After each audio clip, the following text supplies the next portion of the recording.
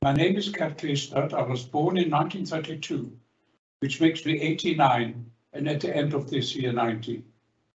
I was born in Düsseldorf in Germany.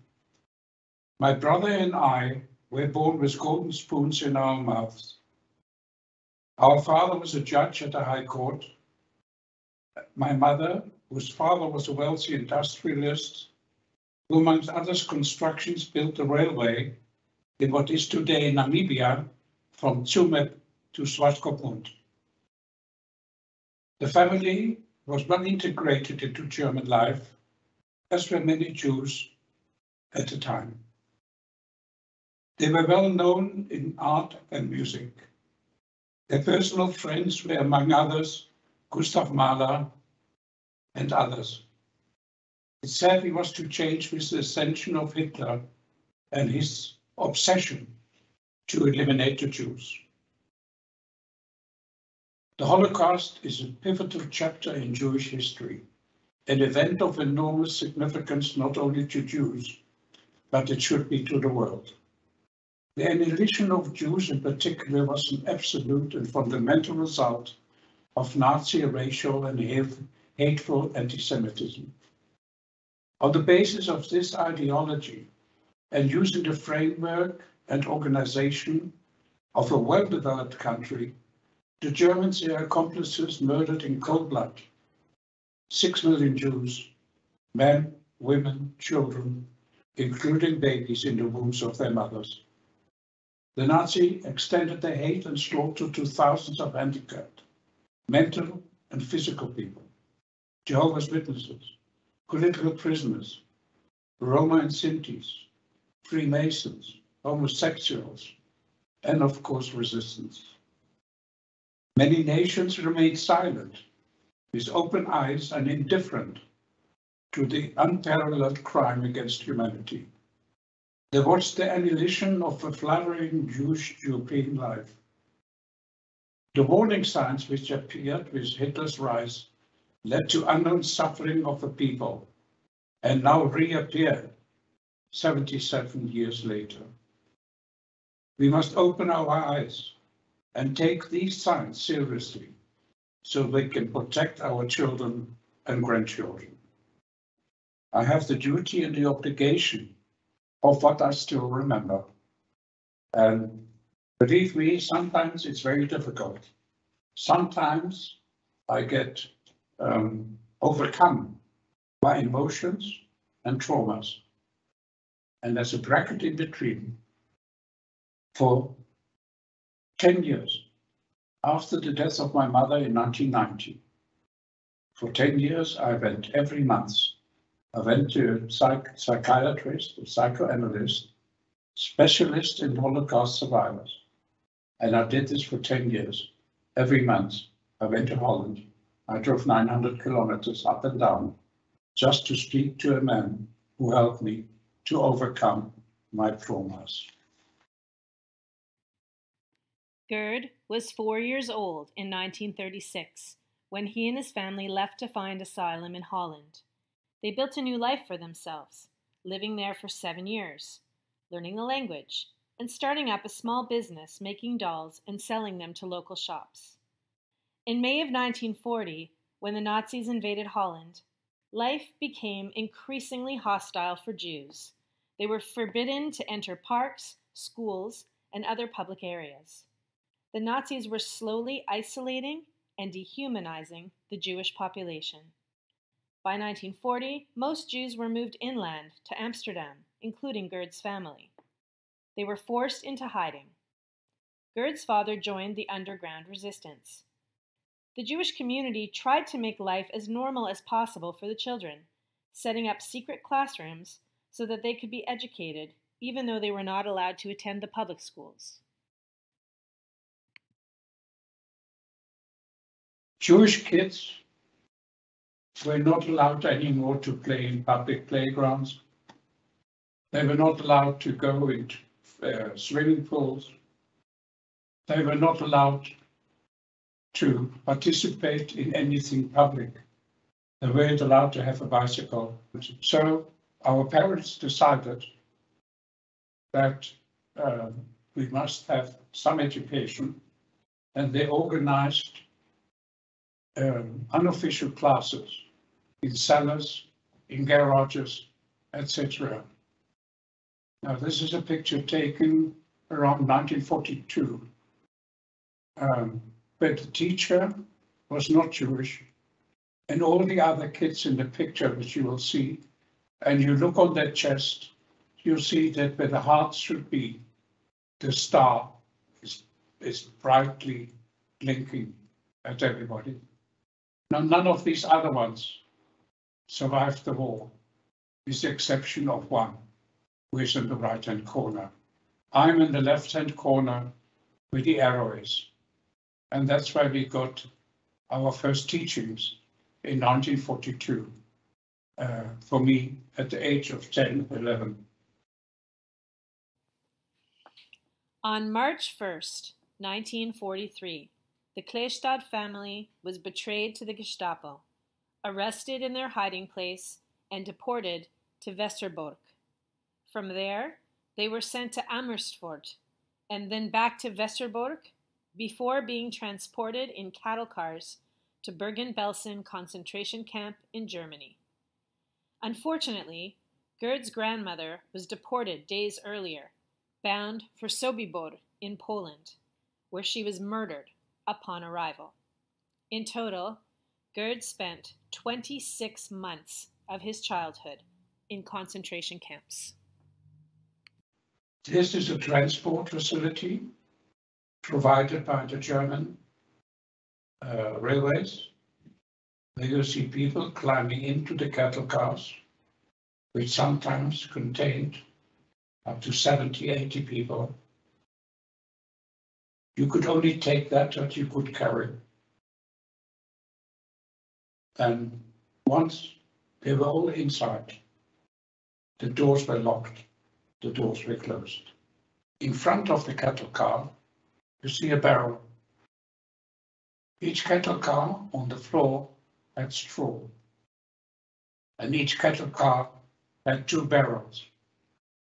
The one was filled with water, the other one was idle. The idle one was meant to do what you have to do. It was the so-called toilet. And there, if you had the necessity to go to the toilet, there was no paper, there was no curtain, there was no door. As I say in Latin, acora publicum. In front of all the others, you had to do what's necessary.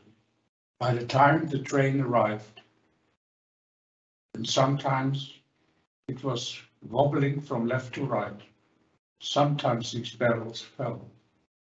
And they literally say with excuses, you stood or you lay in the shit.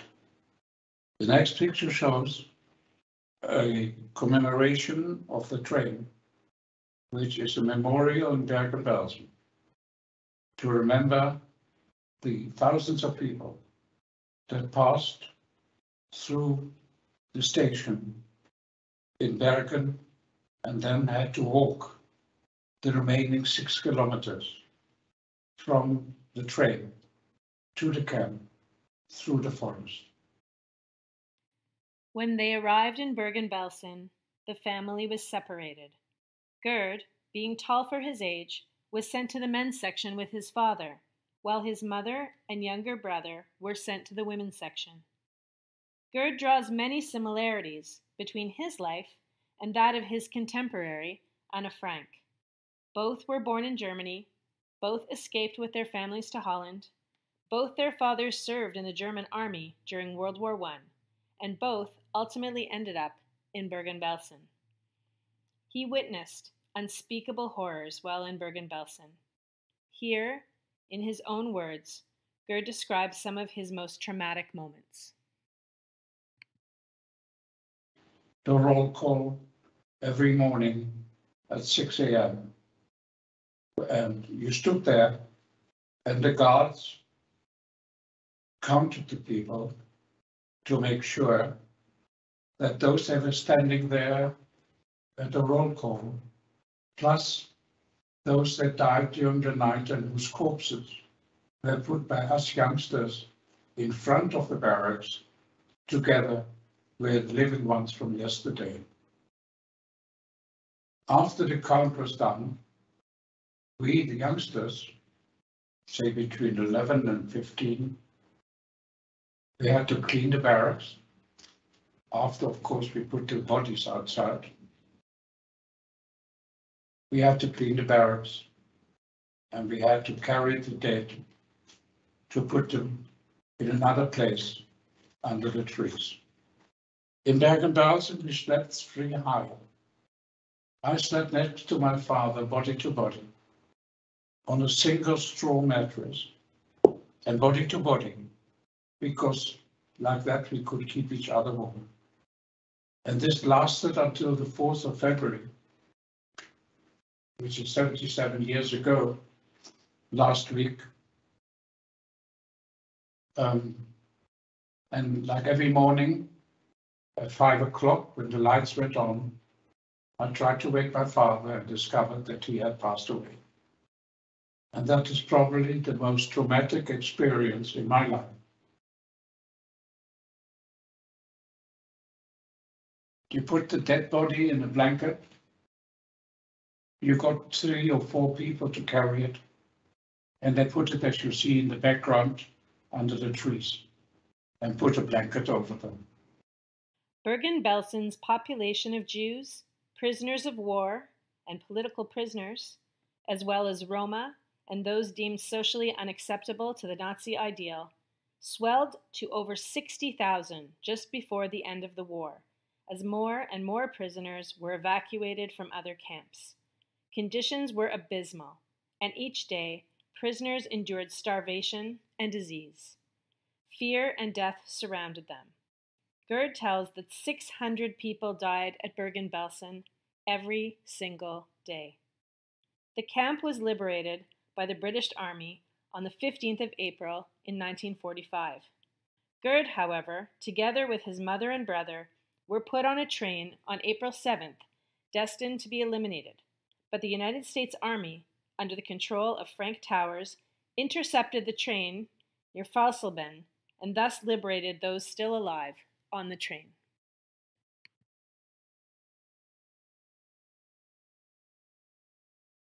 British took the German soldiers, forced them to load all these bodies onto trucks,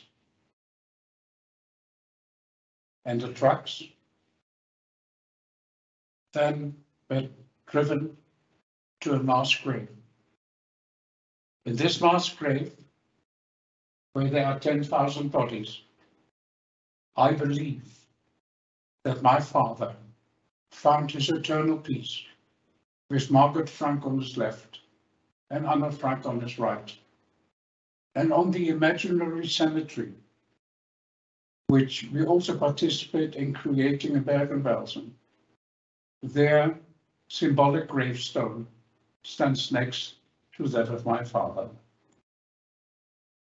While Gerd and millions of others suffered through the worst of what humankind is capable of, he acknowledges the compassion and selflessness shown by those who stood up to the indignities caused by the Nazi regime, always risking their own safety.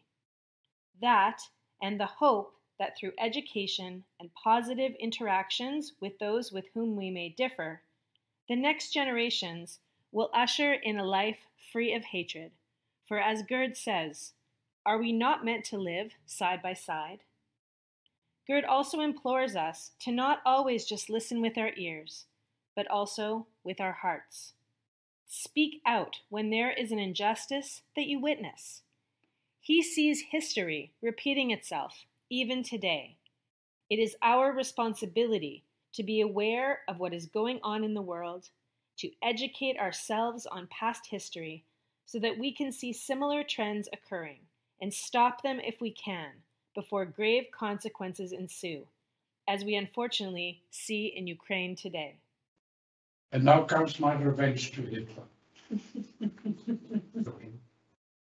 Altogether, the new generation, and this is our revenge, And the next picture, he put the whole family together. So, dear friends, that's my story. We hope that your brief connection tonight with Gerd Klestadt helps in some way to increase your understanding, not only of the horrors of the Holocaust and anti-Semitism, but of the result of staying silent when human rights transgressions occur. Thank you for listening.